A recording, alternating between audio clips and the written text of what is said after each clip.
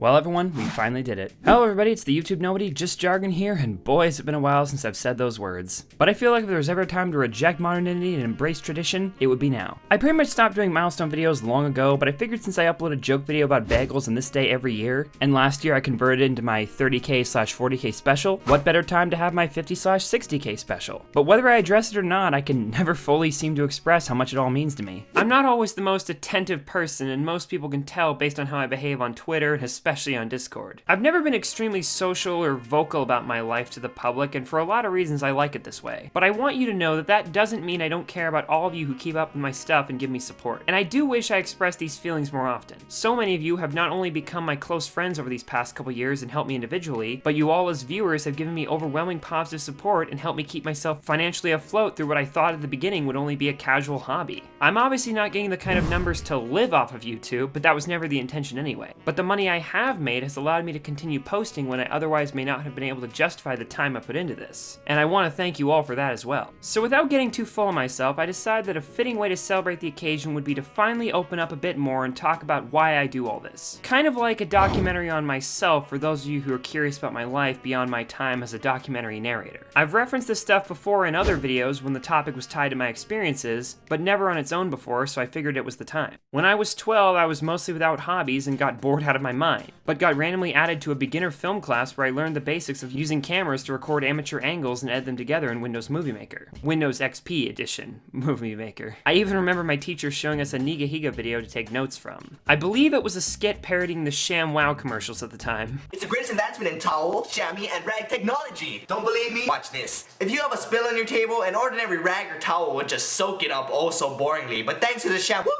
not only will you not soak up the liquid, but you just push it off the table. I love that video, but it wasn't exactly professional and nor was the class. I didn't pick up too many skills from the course and didn't even have a computer at the time, though I did become immediately passionate with what could be done with film. I was able to get a cheap camera for my birthday and recorded everything that happened to me indiscriminately. I'd take that camera literally everywhere, and my friends at the time could tell you I was never without it. In fact, I don't even think I should have been able to bring it to school, but I did anyway. I have thousands of recordings but could do very little with them since, like I said, I didn't have a computer to edit with once the class had ended. This was 2010 and I didn't even find out what YouTube was until later that year. So yes, that Nigahiga video was the first YouTube video I ever watched and didn't know where it was hosted when my teacher showed it to us. My parents were really out of date with stuff, with technology, and I didn't even know what YouTube was until 2009. But before that, I was just taking my camera and recording videos that were just, it was tantamount to just like 2019 vloggers, but being an, even more of an idiot kid. When I did find YouTube though, it was like nothing I'd ever seen. I saw countless creators making all kinds of different videos and it blew me away. I think the first channels I encountered on my own were the Slow-Mo Guys, Tobuscus, Fred, and the Annoying Orange. Shut up, it was 2010. When I saw everyone posting their content to one place, my mind immediately jumped to making this a social thing. I had friends, but we only tended to hang out around each other at school when it was convenient. We didn't share too many hobbies, so things were pretty dull at home. And it wouldn't be too surprising that I'd eventually lose touch with almost all those friends from school after graduation. But on YouTube, I felt that that wouldn't be a problem since distance didn't matter and everyone had a shared interest. Although I won't lie, what really molded my perspective on online culture was a little show called iCarly. A show that's somehow timeless while also being a complete product of its time. And I loved it. It became the basis for what I wanted to be and what I wanted, to some extent. An online video series to call my own while surrounded by friends who shared a passion of making it with me. This arrangement became somewhat of a goal I set for myself, but this would prove to be more constricting than anything. I kept watching videos and trying to piece together something on my own to eventually post. My content got more elaborate as time passed and I even got my own computer. In 2011, I'd take my first crack at making content on the site with the help of my sister. But she got bored and bailed out, so my first channel stopped after 2 videos and I can't even find the login info anywhere. Combine this with the fact that I had no online friends and no one else to work with, things fizzled out for quite some time. Basically, the channel, I don't think it no longer exists. I mean, maybe it does. I don't quite remember. It's been like years since I've even accessed it, if it still even is around. But I know definitely whether it's gone or not. If it's not gone, the videos on it are private, and I don't know the password, so I don't know if I could ever change them back. But well, that's I was gonna say, if you did have access to all of this content, maybe you could do like a Just Jargon channel reviews time travel episode where you accidentally go back in time and find your own channel from when you were a whippersnapper and you review it like you would any other channel. During all this, however, YouTubers were starting to pass the 100,000 subscriber mark for the first time, and were being given the first YouTube play buttons as awards. And my god, how I wanted one of those. I'll admit, it's shallow, but watching all the popular people I idolized get one made me see it as some kind of rite of passage. Being a 13-year-old kid, of course. I guess I felt that having one would officially put me in the clique that I always wanted to join and had spent most of my free hours watching from behind a one-way window. I wanted to have my own online friend group to create content with, and even befriend some of the people I already watched and be part of their groups. And as much as it may seem like I'm lying to make myself look better, I genuinely never thought about fame. I pretty much just wanted to become friends with the people I looked up to and pursue my creative passion alongside them. And for a while as a kid, I thought as if I just figured out the right content, this could happen. But I was still yet to realize there were thousands of others just like me who wanted the same thing. So it was a stretch to be able to get close to any YouTubers I actually liked. I may have thought this just because I was so out of touch with the actual fan bases a lot of these channels had and didn't realize the full scope of it, but who knows. I kept watching YouTube for years and quietly continuing to make projects in the background on my own, though never did so actively because I was still so unskilled I couldn't make what I wanted and had no friends who would do it with me, which was demotivating. But it was around this time that a little game called Minecraft would see widespread popularity, and things with my hobby would resurge. At the time, I was close to entering high school and all my friends became hooked on the game, which meant we all started playing online together. We joined servers and this led to me meeting some of my first online friends. And as I entered high school, I met my friend Alex, who's appeared in countless videos of mine before. Through him, I would meet one of his online friends, who was an up-and-coming Let's Player. This wasn't new to me since I'd been watching PewDiePie and Tobuscus for quite some time, but it was through him that I learned to do it myself. Though I'll admit, I didn't enjoy it. Like at all. I was extremely poor at commentating on my own and even editing in general, and I knew that all too well. But it was a better form of content for me at the time because I had friends to do it with, and it was the type of content many of those I was a fan of did as well. I thought that maybe if I kept up and continued to improve, maybe I could even befriend the people I watched as well. Obviously that's childish for quite a few reasons, but I'd be lying if I said it didn't push me to keep going. As 2013 rolled around, I was making this content actively, and with both Alex and several other online friends I'd met by that point, and on a channel called Wizard Gaming MC that would eventually become just Jargon. But then something happened that I really don't want to talk about. It wasn't anything too serious, but it's tied to my real identity, and when it happened, it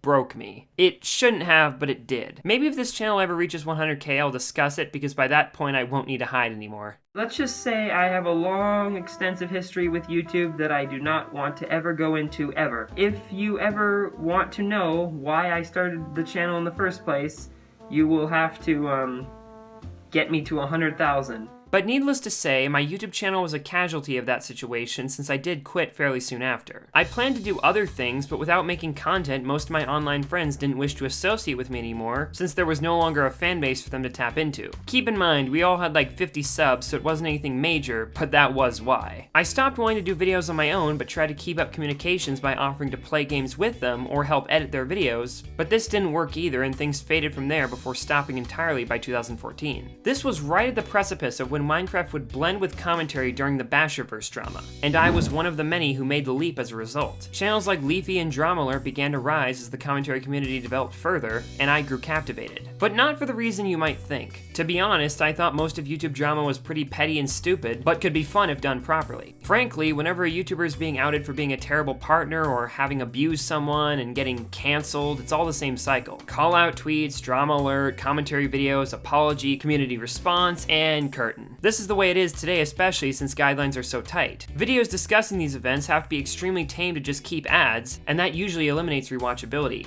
at least for me. I've often said that Leafy's feud with Stomedy is something that to this day I still find funny because it's basically just two idiots taking the piss out of each other and tons of memorable lines and jokes being said. These are the type of videos that made the drama memorable, that made it fun. It's the same reason any installment of Content Cop is still fun and rewatchable to this day. So it was because of that that I wanted to make ironic commentary videos. I figured it was the perfect blend of fun banter without having to genuinely care about whatever situation unfolded. I could just spill the basic facts and make the video into whatever I wanted, and even do fake callouts to other channels to get a good back and forth going. One that would be solely entertainment for the sake of entertainment with no stakes or genuine hatred between us, like what I would later do with Staxolotl in my videos discussing him. By 2016, I felt I was ready. My online Let's Player friends had already taught me more about editing, and my equipment was only getting better, so Alex and I filmed the My Friend Tried to Kill Leafy is Here skit I've discussed in a lot of videos before, and even reviewed once a while back. For those of you who don't know, a few weeks back I made a video about Leafy's lost content wherein I mentioned that in 2016 I made a parody with my friend Alex. With awareness of Leafy beginning to grow in my social circle, I decided to get together with my friends and make an ironic live-action parody of the Leafy drama. It featured my friend starring as the ultimate hacker, who is introduced to Leafy's content and decides he's too toxic and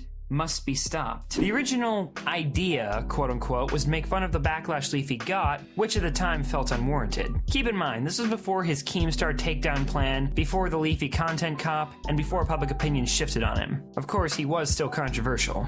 The video I created was made to satirize the general backlash Leafy got on a day-to-day basis for what his content was at its core, which was basically, making fun of people. But unfortunately, I hit some difficulties after this when I tried to make more videos my computer wasn't powerful enough to render. And being low on money, especially at the time, I stopped entirely yet again. It didn't help by that point. I was about to graduate and Alex and I would be going our separate ways for the most part, so it seemed like the writing was on the wall for me to just give up this venture. But I didn't go down without a fight.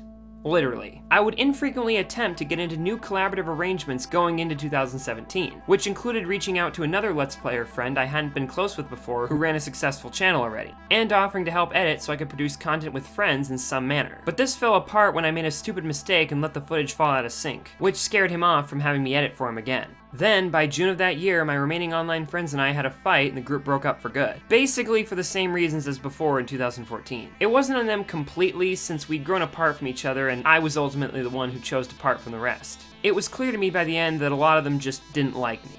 And that, ladies and gentlemen, was the lowest of lows. YouTube-wise, at least. By that point, I had literally 0 online friends left since I'd already lost touch with the rest before the fight, and Alex was busy most of the time as well. But having all the influences gone really helped me sort out my life. In the months following, I lost a ton of weight after having been chubby for most of my teenage years, and my college grades went up to almost straight A's. I also picked up Premiere Pro for the first time after switching from an old version of Sony Vegas, and finally, after all those years, decided to just bite the bullet and create content on my own and trust that I'd be able to befriend those to work with someday. But I did something else as well. I wrote a list of all the topics I wanted to discuss throughout the entire time I would create content on the internet. A lot of my more recent subscribers may not know this, but at the time my approach to video production was to make edgy yet uncontroversial videos about drama that spun off a conspiracy theory rather than giving a genuine opinion on the matter. The format was to discuss the person with basic information, then slowly ease the viewer into absolute insanity set to the most high speed and wacky editing I could pull off. In a way, it was the best of both worlds for me. I could not only have the freedom to take the video in any direction I wanted and not be limited by the quality of my camera or number of actors I had, but could also bring attention to subjects I'd always wanted to discuss, and creators I always wanted to become acquainted with.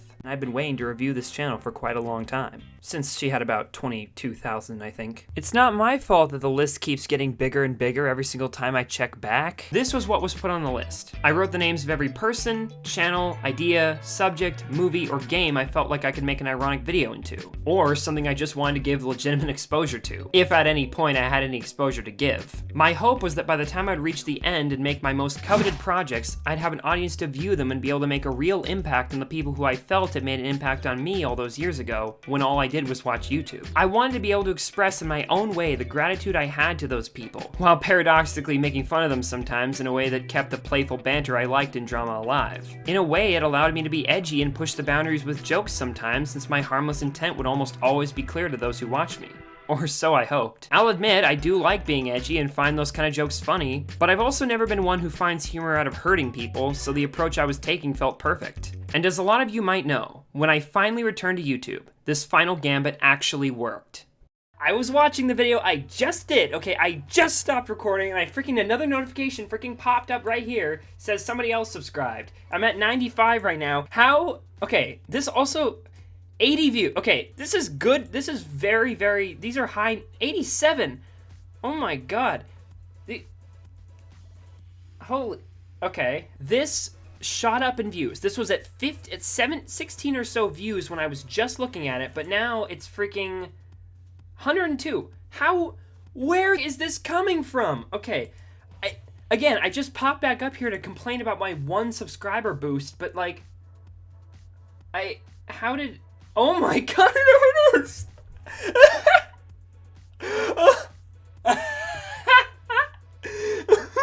My first video on a person right off the list named Monkey Jones blew up massively when he retweeted it and the algorithm carried it from there. I made a video I could be creative with, about a person I wanted to express my admiration for, and said out there jokes I find funny without my intent being lost on the audience. It was at that point that I set a series of goals for myself for what I'd want to do if my luck kept up. Number 1, finish the list. I wanted to discuss everyone and everything on it and have my most important projects released at a time where I could be sure they'd be seen. And by far, the two I cared the most about were my Movie Unleashers and Josephine 276 documentaries. The first being on an underrated and even stigmatized creator I wanted people to finally acknowledge, and the second being about a guy who has an insanely long online history that I wanted to tell to the most amount of people possible. Then number 2.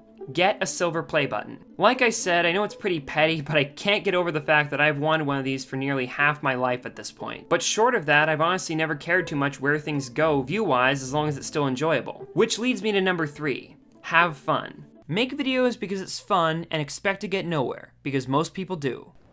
It's that simple. Obviously, not every aspect of any hobby, job, or project is pleasant, but I didn't want to get into another cycle where I'd be unable to make what I wanted, or be cut off from others who shared my interests. At that point, there'd be no reason to go on since, like I said, I never expected or even wanted this as a job. And this made the idea of getting a play button a more distant, childish dream rather than a tangible goal like the other two.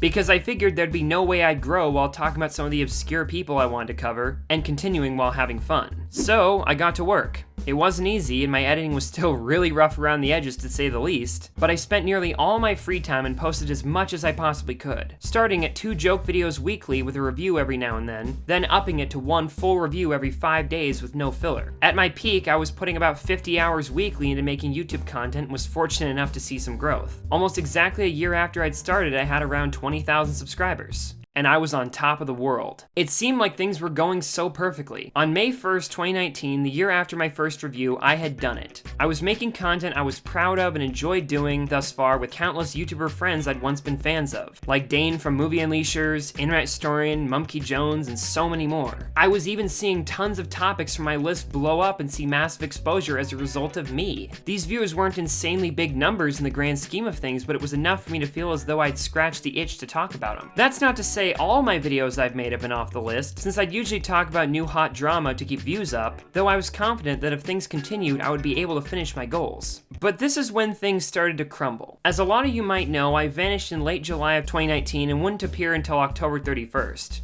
And when I did, I was no longer editing my own videos, and the ironic and edgy aspects to them had been sliced off. And I think it's time to tell you why. You see, starting in May, I was hit with a perfect storm of small problems which on their own would have been nothing, but combined together had a drastic effect on things. First and foremost, I was insanely tired. Like I said, I'd been working 30 hours per week on videos while still attending school, and it got old. That's not to say I got bored of what I was making, but the process got repetitive. Plus, I'd gotten into the habit of not taking breaks, so I felt as though I never had a chance to cool off. Especially considering my schedule, which had degraded to releasing a video every week, then a video every week and a half. But even this felt unmanageable. I still enjoyed the content I was making, but by then the passion to make it had started to run out since I never took time to recharge. And the more annoying aspects of it started to bother me more than they had. I was nearly at my breaking point in June when I'd failed to keep up with my schedule that I'd kept for the past year. So, as one final gambit, I doubled down by planning my 3 best videos back to back. Those being my MrBeast review, my Review Bruv review, and my Egoraptor review, which was later retconned to be a video about Thanos, mostly because I missed my mark to talk about the drama, and you'll see why. But this coincided with a change to the algorithm that tightened up the guidelines even further by that point. As a result, over half my total backlog was demonetized all at once.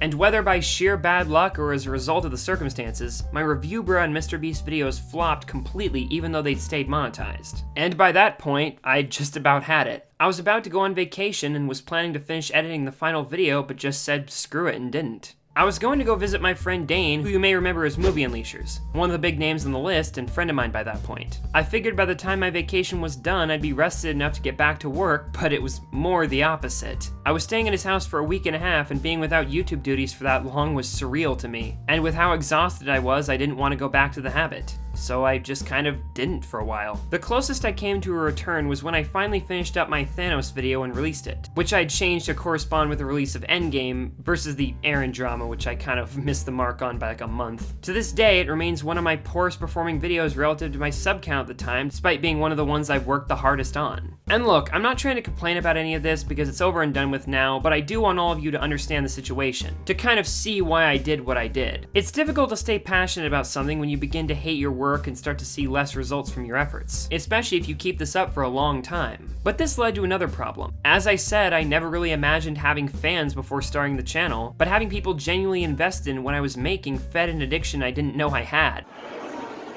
Subscribe to Just Jargon on YouTube!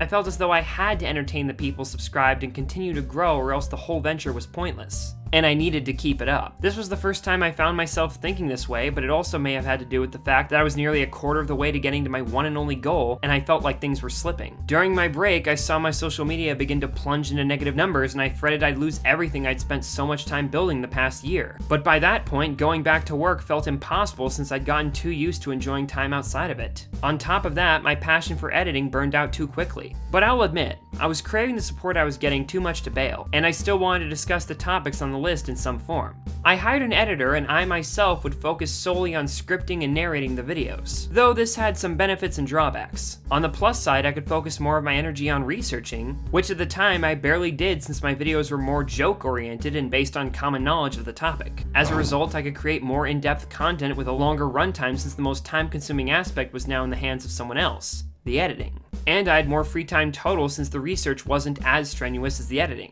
But the drawback was simply that ironic content just wouldn't work with this new format. Since the visuals were out of my hands and most of the jokes relied so heavily on them, it just didn't seem to pan out, and by then I was too tired with the format to keep at it. And YouTube demonetization hasn't helped. Most of the jokes and language I like to use is made completely unprofitable anyway, so that aspect had to go as well. Call me greedy, but at this point in my life I can't really afford to commit the kind of time to YouTube that I do without it offering even a little bit of financial return, especially since my editor is now a monthly expense as well. I do sometimes regret shifting things this way because I feel like it took away a lot of the uniquity of what I was making, but with how tired I was of doing it at the rate I had for so long, I think the change was inevitable eventually. Since then, things have been much more sustainable, and I can spend more time making detailed scripts about topics I'm passionate about and produce longer videos that don't eat up all my time completely. These days, I spend about 20 hours weekly instead of 40, and on aspects of videos that aren't tedious for me. Still, I really do miss the older stuff. Even though it wasn't Citizen Kane, I was at least mildly happy with the stuff I did before, but these days it feels like I'm just a narrator working for the owner of someone else's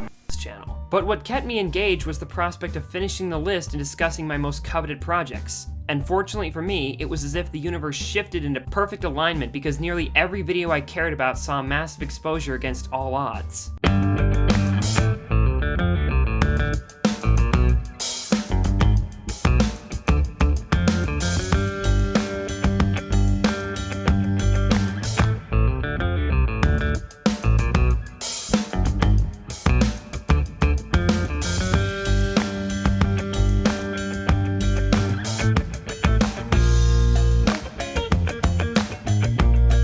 And my three most important projects on Movie Unleashers, Josephine 276, and Bam Lounge are all very popular videos. And the first two are my second and third most popular videos. I did have a few list items flop, but generally everything I cared about got the traction I'd always wanted. And now, ladies and gentlemen, at the time of releasing this video, the list is finally complete. There are a few odds and ends left, of course, since after all, the list had well over 200 things on it, though everything that's left are just things I could do, not things I feel I need to do. So simply put, my passion projects are done. And that's why, for the last few weeks, I've been at a bit of a crossroads with my channel. I'll admit, being at around 60k and about triple what I was when I started this new arrangement makes me want to keep it up. If I gained as much in these next 12 months as I had the prior 12, I could realistically get that silver play button. To be honest, even with its downsides, I'm in a pretty comfortable position right now, and since there haven't been too many objections, I'm probably just going to keep up the type of content I'm making right now. I mean, it would be pretty dumb on my part to make such a drastic shift after my old audience is already adjusted, and my new audience is even bigger. Plus, the content was definitely getting old. I mean, like, really?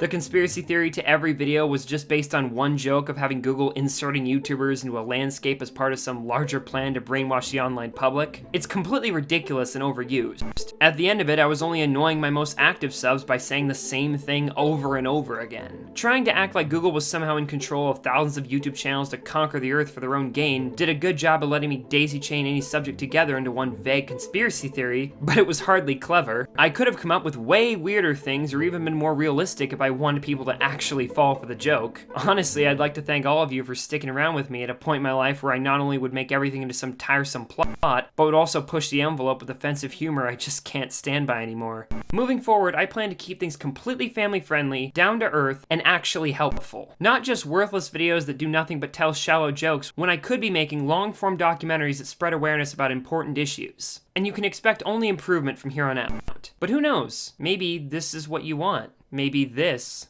is the future. I love you all. Thanks for watching. And here's to another 50K.